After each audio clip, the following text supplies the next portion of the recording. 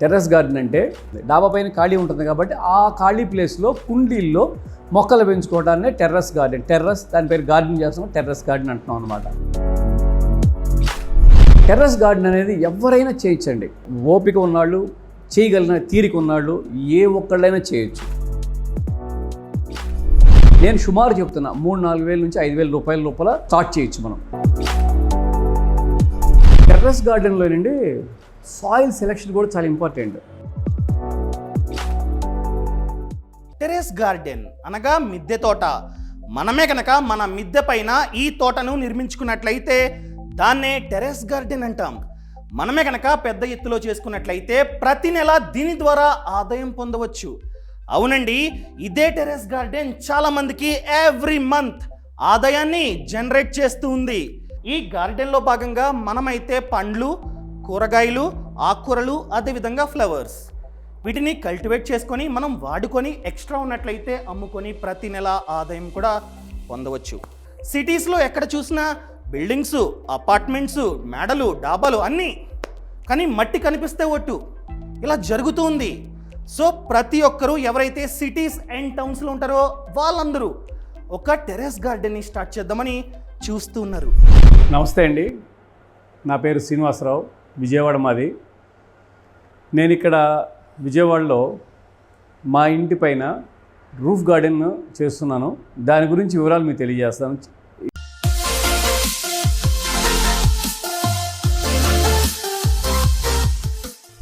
నాది బేసికల్గా నేను BE మెకానికల్ ఇంజనీరింగ్ చదివాను. కానీ నాకు చిన్నప్పటి నుంచి మొక్కలంటే చాలా ఇంట్రెస్ట్. మా మదర్ అలాగే మొక్కలు పెంచేవాళ్ళు. ఆ ఇంట్రెస్ట్ నాకు కూడా వచ్చింది. ఇంజనీరింగ్ అయిపోయినాక జాబ్ చేస్తా, మళ్ళీ జాబ్ నుంచి బయటకు వచ్చి కొన్ని వేరే బిజినెస్లోకి వచ్చేసి నేను ఇలాగా ఇంటి దగ్గర పైన రూఫ్ గార్డెన్ స్టార్ట్ చేశాను. ఆల్మోస్ట్ 10 years అబౌవ్ నుంచి చేస్తున్నాను. పైన డాబా పైన పూల మొక్కలు, కూరగాయలు, అది నాకైతే ఏదైతే ఇంట్రెస్ట్ ఉందో ఆ మొక్కలని పెంచుకుంటూ వస్తున్నాను అనమాట. టెర్రస్ గార్డెన్ అంటే అసలు ముందు ఏంటి, కింద మనకి ఎక్కడ ఇంటి చుట్టూ ఎక్కడా కూడా ప్లేస్ లేని పరిస్థితి. వాళ్ళు టౌన్లోకి వచ్చేసరికి ఏంటంటే పల్లెటూళ్ళలో స్థలాలు ఉంటున్నాయి, బయట మట్టిలో పెంచుకోగలుగుతున్నారు. కానీ వాళ్ళు ఏంటంటే ఒక అడుగు కూడా చాలా విలువైన పరిస్థితి వచ్చింది వాళ్ళ టౌన్లో. సో మనకేంటంటే కింద మొక్కలు పెట్టడానికి లేదు, ఆ ప్లేస్ వేస్ట్ చేయట్లా. దాని బదులు ఏంటంటే కానీ మొక్కలు పెంచుకోవాలి. సో దానివల్ల ఏమవుతుందంటే మనం ఎక్కడ మన ఖాళీ ఉంది, ఇంకా డాబా పైన ఖాళీ ఉంటుంది కాబట్టి ఆ ఖాళీ ప్లేస్లో కుండీల్లో మొక్కలు పెంచుకోవడాన్ని టెర్రస్ గార్డెన్. టెర్రస్ దాని పేరు గార్డెన్ చేస్తున్నాం, టెర్రస్ గార్డెన్ అంటున్నాం అనమాట. సో అది మనం ఆ పద్ధతిలో పెంచుకోవచ్చు, చేసుకోవచ్చు. కాకపోతే దానికి ఏంటంటే నేలలో పెరిగిన అంత ఈజీగా పెంచలేం కాబట్టి దానికి ఏం కావాలి ఏంటంటే చూసుకోవాలి. ఫర్టిలైజర్స్ కానీ ఇంకోటి కానీ అక్కడ కండిషన్స్ చూసుకోవాలి.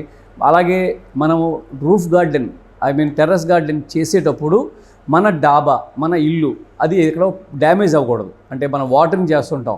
సో ఆ వాటర్ ఏంటంటే కింద నుంచి మన స్లాబ్ మీద ఫ్లో అవుతూ ఉంటుంది. ఆ ఫ్లో అయ్యేటప్పుడు ఎక్కడ ఆగకూడదు. అది చక్కగా ఎక్కడైతే డ్రైనేజ్ ఉందో ఆ డ్రైనేజ్లోకి వెళ్ళిపోయి డ్రైనేజ్ నుంచి బయటకు వెళ్ళిపోవాలి. అప్పుడే డాబా దెబ్బతిన కూడా ఉంటుంది. సో మనం ఏదో ఇంట్రెస్ట్తో మొక్కలు పెంచాలనుకున్న డాబాని కూడా మనం జాగ్రత్తగా చూసుకోవాలి. సో దానికి ఏం చేయాలి జాగ్రత్త కూడా నేను చెప్తాను. మన టెర్రస్ గార్డెన్ అనేది ఎవరైనా చేయొచ్చండి, ఇంట్రెస్టే ఉండాలి. ఏ ఒక్కళ్ళైనా చేయొచ్చు, ఒంట్లో ఓపిక. ఇప్పుడు ఇవన్నీ చేయాలంటే కొంచెం మరీ 60-70 దాటినాకంటే అన్నీ చేయలేరు. సో ఓపిక ఉన్నాళ్ళు, చేయగలిగిన తీరిక ఉన్నాళ్ళు ఏ ఒక్కళ్ళైనా చేయొచ్చు. దీంట్లో ఎటువంటి ఇబ్బంది లేదు.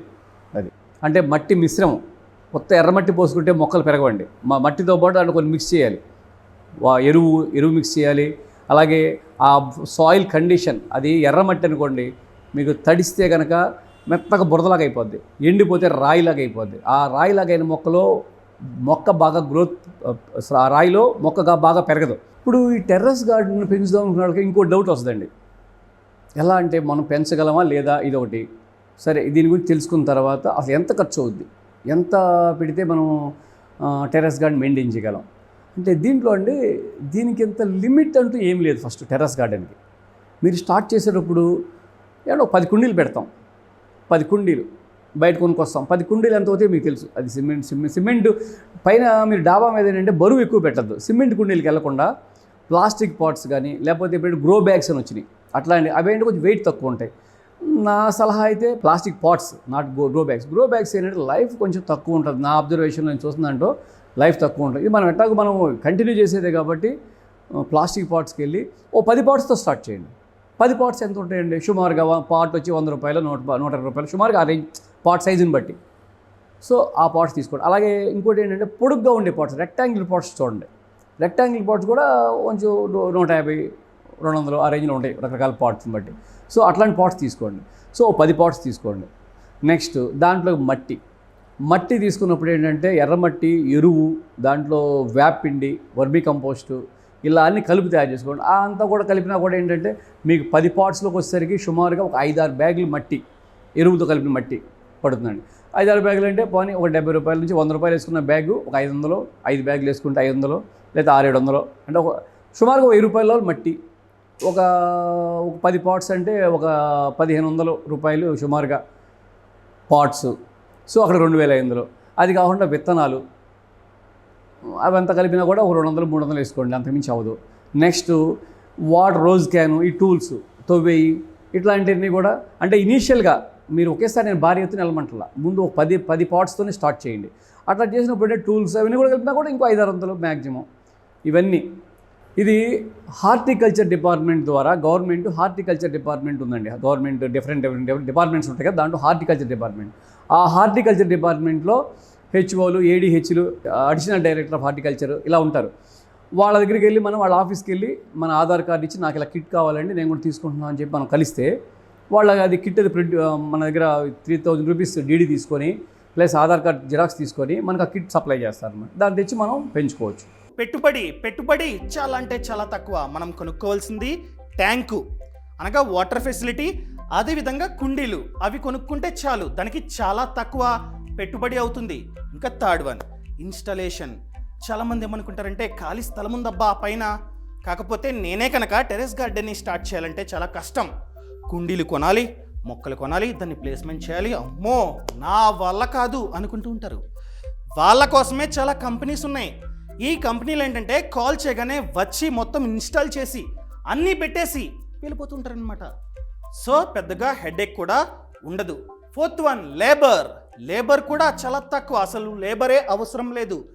మనం కనుక చిన్నగా చేస్తున్నట్లయితే మనమే మెయింటైన్ చేసుకోవచ్చు. అదే మనం కనుక కమర్షియల్గా చాలా పెద్దగా చేస్తున్నట్లయితే ఖచ్చితంగా ఒక లేబర్ కావాలి. ఇప్పుడు ఈ టెర్రస్ గార్డెన్ పెంచడానికండి మనం ఎంత టైం స్పెండ్ చేయాలి అనే విషయం వస్తే, నాకు తెలిసి మన ఇళ్ళు అంటే జనరల్గా 1000 SFT నుంచి 2000 SFT హౌస్ ఉంటే కనుక సుమారుగా పైన స్లాబ్ అది చాకరీ ఉంటుందండి. అంటే పొద్దున పూట డైలీ ఒక 1 అవర్ స్పెండ్ చేయాలి, ఒక మార్నింగ్ మినిమం. ఈవినింగ్ అవకాశం ఉంటే ఈవినింగ్ కూడా ఒక అరగంట స్పెండ్ చేస్తే మంచిది. లేదా కనీసం అంటే సమ్మర్లో ఏంటంటే మార్నింగ్ వాటరింగ్, ఈవినింగ్ వాటరింగ్ కూడా చేసుకోవాలి కాబట్టి మనం ఆ టైం అనేది అలా పెంచుకోవాలి. మనం ఏంటంటే మార్నింగ్ 1 గంట కనీసం స్పెండ్ చేయాలి ఉంటుంది. అది ఏది మనం సొంతంగా మన వరకు మనం పెంచుకోవాలంటే. మీరు అదే కమర్షియల్కి వెళ్ళారనుకోండి, complete almost 8 hours per day minimum మనం అక్కడ స్పెండ్ చేయాలి. కనీసం 8 అవర్స్ స్పెండ్ చేయాలి. చేస్తేనే కమర్షియల్లో చేయగలం. అది దీని గురించి ఎంతవరకు. నెక్స్ట్ కమర్షియల్గా వస్తేనండి, కమర్షియల్గా లేబర్ కావాలి. ఎందుకంటే మీరు ఒక్కళ్ళు చేయలేరు. ఎందుకంటే హ్యూజ్ ప్రొడక్షన్ చేయాలి కదా. మీరు కమర్షియల్గా చేయాలంటే ఏంటి, మనం ఏదో ఇంట్లో కాదు కదా, 100 మందికి సప్లై చేయాలో, 1000 మందికి సప్లై చేయాలో, 2000 మంది సప్లై చేయాలో. సో ప్రొడక్షన్ పెంచుతున్నాం. ప్రొడక్షన్ పెంచాలంటే ఎంత వర్క్ చేయాలంటే మనకి లేబర్ కావాలి. అక్కడ ప్లేస్ని బట్టి, మన ఏరియాని బట్టి ఎంతమంది లేబరు, 5 కావచ్చు, 10 మంది కావచ్చు, 25 మంది కావచ్చు. మనం చేసే ప్రొడక్షన్ ఏరియాని బట్టి, దీన్ని బట్టి, చేసే ప్రొడక్షన్ బట్టి మనుషులు కావాల్సి వస్తారు. దీనికి టైం కూడా ఏంటంటే దానికి ఏంటంటే మార్నింగ్ నుంచి ఈవినింగ్ దాకా కంప్లీట్గా అక్కడ స్పెండ్ చేయాలి. వర్కర్స్ కూడా వాళ్ళకి ఎంత అవుద్ది ఏంటంటే, ఇవాళ లేబర్ అనేది అంటే కొన్ని చోట్ల 8000 దొరుకుతున్నారు, కొంతమంది 10,000 అంటే మంత్లీ శాలరీస్ 8000 అంటే మంత్లీకే పెట్టుకోవాలి, డైలీకి పెట్టుకోలేం. దీనికి 8000, 10,000, 12,000, 15,000 ఇలా ఉన్నారు. మనం చేసే వర్కర్, స్కిల్ లేబరు, అలా దాన్ని బట్టి మనం వాళ్ళకి పెట్టి మనం చేసుకోవచ్చు అండి. ఇప్పుడు ఇంకోటి ఏంటంటే టెర్రస్ గార్డెన్లోనండి సాయిల్ సెలెక్షన్ కూడా చాలా ఇంపార్టెంట్. సాయిల్ తయారు చేసుకోవడం ఎలా అనేది మనం ఇందాక చెప్పాను. రెడ్ సాయిల్ తెచ్చుకొని ఆ రెడ్ సాయిల్ ఏంటంటే తడిస్తే బురదలాగా అయిపోద్ది, లేదా ఎండిపోతే రాయిలా గట్టిగా అయిపోద్ది. దాంట్లో మొక్క సరి గ్రోత్ రాదు, పెరగదు. సో మీరేంటంటే రెడ్ సాయిల్లో కోకోపిట్ కలుపుకోండి. కోకోపిట్ కలుపుకున్నప్పుడు రెడ్ సాయిల్ కోకోపిట్ కలిపినప్పుడు ఇది తేమను ఆపుద్ది. అది డ్రై అవుతుంటుంది. అలాగే ఒక్కోసారి ఏంటంటే రెడ్ సాయిల్ కూడా అండి మీకు శాండీ సాయిల్ అయితే ఇబ్బంది లేదు, అలా కాకుండా పౌడర్ లాగా ఉంటుంది. పౌడర్ లాగా ఉన్నప్పుడు ఏంటంటే ఇది కూడా కలిపినా కూడా అది ఎంతైనా సరే ఏంటంటే తేమ పట్టుకొని రెడ్ సాయిల్ తేమ ఉండి త్వరగా ఆరదు. తేమ ఆరిపోయినా కూడా మొక్క డ్యామేజ్. చూడండి, రాయిలాగా ఎర్రమట్టి గట్టిపడినా మొక్క పెరగదు. మీకు కోకోపీట్ మిక్స్ చేసి పౌడర్ లాంటిది మిక్స్ చేసినా అది శుద్ధలాగా ఉండిపోయి దాంట్లో త్వరగా డ్రైనెస్ రాక ప్లాంట్ గ్రోత్ ఉండదు. అట్లాంటి టైంలో మీరు దానికి శాండ్ కూడా మిక్స్ చేసుకోండి. అంటే శాండ్ ఏమవుద్ది, శుద్ధని పొడి పొడిగా చేసేస్తుంది అనమాట. సో అప్పుడేమవుద్దంటే డ్రై అవటం అనేది త్వరగా డ్రై అవుద్ది సాయిల్.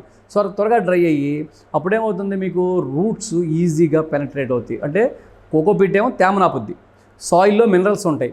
ఈ శాండ్ ఏం చేస్తుంది, డ్రైనేజీని పర్ఫెక్ట్ చేస్తుంది. సో ఎయిర్ సర్క్యులేషన్ చేస్తాయి.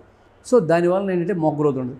వీటితో పాటు అదనంగా మీరు పోషకాలు అంటే వానపాముల ఎరువు, వేపపిండి, ఆముదపిండి ఇట్లాంటివన్నీ కూడా మిక్స్ చేసుకొని తయారు చేసుకొని చక్కగా సాయిల్ తయారు చేసుకొని, సాయిల్ ఎప్పుడు కూడా అండి చాలామంది చేసే పని మొక్క నెంబర్ 1గా కొనుక్కొస్తారు, సాయిల్ని వదిలేస్తారు.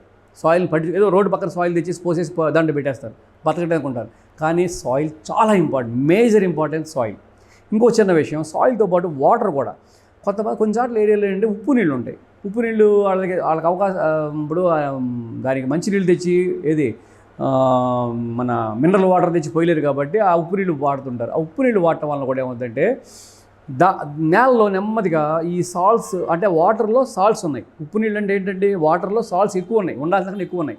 అవేమవుతుందంటే నెమ్మదిగా ఈ సాయిల్లో డిపాజిట్ అవుతూ ఉంటుంది. డిపాజిట్ అయ్యి చుట్టూ లోపల ఎక్కువైపోయి రూట్స్ ఫుడ్ని తీసుకొని అడ్డుపడిపోతాయి. వాటర్తో పాటు ఆ సాల్ట్స్ కూడా రూట్స్ దగ్గరికి వెళ్ళిపోతాయి. రూట్స్ మొత్తం కవర్ అయిపోయి ఫుడ్ ఎక్కడైతే అంటే రూట్స్కి ఏంటంటే మైన్యూట్ హోల్స్ ఉంటాయండి. ఆ హోల్స్లోంచి వాటర్ ఫుడ్ తీసుకుంటుంది. కానీ ఈ సాల్ట్స్ వెళ్ళిపోయి ఆ హోల్స్ దగ్గర డిపాజిట్ అయిపోతే లోపలికి ఫుడ్ వెళ్దాం, గ్రోత్ రాదు, ప్లాంట్ చనిపోద్ది నెమ్మదిగా. సో వాటర్ ఒకటి చెక్ చేయించుకోవాలి. మీకు ఏంటంటే బయట ల్యాబ్స్ ఉంటాయి, ల్యాబ్లో వాటర్ చెక్ చేయించి మంచి నీళ్ళ పనికి వస్తుందా లేదా చేసుకోండి.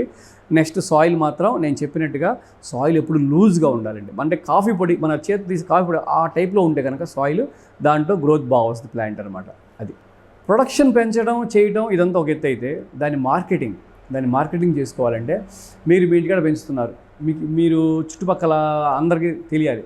సో దాన్ని ఏంటంటే మీరు ఇవాళ నెట్లో మీరు దాని గురించి యాడ్ ఇవ్వచ్చు. ఇలా ఆర్గానిక్లో మేము పండిస్తున్నాము, పలానా అడ్రస్ పలానా చాట, సో ఇంత రేట్లు ఇలాగ ఉంటాయని చెప్పేసి మీరు మీ ప్రోడక్ట్ మీరు ఎలా చేస్తున్నారు, ఏం చేస్తున్నారు అనేది మీరు నెట్లో పెట్టుకోవచ్చు. లేదంటే కనుక న్యూస్ పేపర్తో పాటు ప్రింట్ వేయించి మన న్యూస్ పేపర్లో యాడ్ ఇవ్వచ్చు. లేదా ప్రింట్స్ పెట్టేసి పేపర్లో పెట్టేసి ఈ మీ కాలనీ చుట్టుపక్కల కాలనీలన్నింటికి డిస్ట్రిబ్యూట్ చేస్తే మీకు, ఎందుకంటే ఏంటంటే ఇప్పుడు ఎక్కడో మీకు ఒక 5 కిలోమీటర్ల అవతల నుంచి మీరు వచ్చి కొనడానికి గ్యారెంటీ లేదు, కూరగాయల కోసం అంత దూరం నుంచి కొనడానికి గ్యారెంటీ లేదు. మీ కూరగాయలు మీరు సేల్ చేసుకోవాలి అంటే ఒకవేళ సేల్ చేసుకోవాలనుకుంటే కనుక కమర్షియల్ మనం చేసినప్పుడు మ్యాక్సిమం ఏంటంటే మీకు వాకబుల్ డిస్టెన్స్ కాలనీ, మీకు చుట్టుపక్కల మీ చుట్టుపక్కల 2-3-4 కాలనీల్లో మీరు పలానా చాట ఇలా పెంచుతున్నాము ఆర్గానిక్లో అని మీరు తెలియజేసుకోగలిగితే మీకు ఆ సేల్ వస్తుంది, మీ దగ్గరలో మీరు చేసుకోవచ్చు. అది మీకు అదొక పద్ధతి మీకు చేయాలంటే. ఇప్పుడు మనం అమ్మేటప్పుడు అండి ఈ కమర్షియల్గా చేసిందంటే అమ్మేటప్పుడు ఏంటంటే డైరెక్ట్గా అమ్మడం కానీ ఇవాళ వచ్చే జనరేషన్ ఏంటంటే వాళ్ళకి ఒక పద్ధతి అలవాటు అయిపోయింది. వాళ్ళు మార్కెట్కి వెళ్ళి కొనటం, షాపింగ్ తిరిగి కొనటం అనేది చాలా తగ్గిపోయింది ఇప్పుడు న్యూ జనరేషన్లో. సో అప్పుడే అట్లాంటి టైంలో ఏంటంటే వాళ్ళంతా కూడా ఏది కొన్నా ఆన్లైన్ కొంటున్నారు. ఫుడ్ తెప్పించుకోవాలని ఆన్లైన్, బట్టలు కావాలని ఆన్లైన్, ఏది కావాలని ఆన్లైన్ తెచ్చుకుంటున్నారు. అట్లాంటప్పుడు ఏంటంటే ఈ వెజిటబుల్స్ ఇవి కూడా ఏంటంటే వాళ్ళు వచ్చి ఇప్పుడు మనం చేస్తున్నామంటే వచ్చి చూస్తారు, ఒకసారి 2 సార్లు చూస్తారు మనం ఇలా చేస్తున్నామని చూడొచ్చు. కానీ పద్దాక రోజు లేకపోతే 2 రోజులు వారానికి 2-3 సార్లు వచ్చి మన దగ్గర కొన్నంత టైం ఉండదు, అంత ఆలోచన ఉండదు. ఇవాళ జనరేషన్ అలా ఉంది కాబట్టి. సో అట్లాంటప్పుడు అంటే ఆన్లైన్లో మీకు బెటర్ పెర్ఫార్మెన్స్ కనపడుతుంది ఆన్లైన్లో మనం అమ్మటం ద్వారా. సో ఆన్లైన్లో వెళ్ళటం బెటర్ అని చెప్పేసి కొంతవరకు, అంటే ఈ డైరెక్ట్ మార్కెటింగ్తో పాటు ఆన్లైన్ కూడా వెళ్ళండి. ఆన్లైన్లో మీకు బెటర్ పర్ఫార్మెన్స్ రావచ్చు అని నా ఉద్దేశం. ఇంకోటి ఏంటంటే ఇప్పుడు దీన్ని మనం అమ్ముకునేటప్పుడు ఏంటంటే మనం డైరెక్ట్ మార్కెటింగ్ అంటే మేము చుట్టుపక్కల కాలనీలో చెప్పుకోవడం, దీంతో పాటు మనం ఏంటంటే నెట్లో మనం ఒక ప్లాట్ఫామ్ ఒకటి మనం క్రియేట్ చేసుకొని ఈ ప్లాట్ఫామ్లో మనం దాని మీద ఏంటంటే మన ప్రోడక్ట్ మన దాని గురించి ఎలా చేస్తున్నారు మీరు ఎక్స్ప్లెయిన్ చేసుకొని డైరెక్ట్ ఆన్లైన్ ఆర్డర్స్ మీరు గెయిన్ చేసి దాని నుంచి మీరు ఆన్లైన్లో పంపించి మీరు అలా కూడా చేసుకోవచ్చు. దానికి కూడా ఇవాళ చాలా మార్గాలు ఉన్నాయి ఆన్లైన్లో అమ్ముకోవడానికి కూడా. సో అది ఒకటి క్రియేట్ చేసుకోవచ్చు, అలా కూడా అమ్ముకోవచ్చు. సో ఈ కోర్స్ని ఇప్పుడే చూడడానికి ఫినాన్షియల్ ఫ్రీడమ్ యాప్ని play store or app store నుండి డౌన్లోడ్ చేసుకోండి. ఎవరైతే గత 10 సంవత్సరాలుగా ఇదే గార్డెనింగ్, ఇదే టెర్రస్ గార్డెన్ చేస్తూ సక్సెస్ అయ్యారో ఆయనే మీకు మెంటార్ శ్రీనివాసరావు. ఆయనే A to Z నేర్పించబోతున్నారు ఈ కోర్సులో. ఈ కోర్సులో ఏముంటుందంటే అసలు టెర్రస్ గార్డెన్ అంటే ఏమిటి, ఈ గార్డెనింగ్ ఎలా చేయాలి, అసలు ఎలాంటి మొక్కలను నాటాలి, ఎంత స్పేస్ కావాలి, అదేవిధంగా మార్కెటింగ్ మనం కనుక కమర్షియల్గా చేద్దాం అనుకున్నట్లయితే మార్కెటింగ్ ఏ విధంగా చేయాలి, వాటర్ని ఎప్పుడెప్పుడు పోయాలి, లేబర్ ఖచ్చితంగా కావాలా, ఈ విధంగా A to Z ఈ కోర్సులో మీరైతే నేర్చుకోవచ్చు.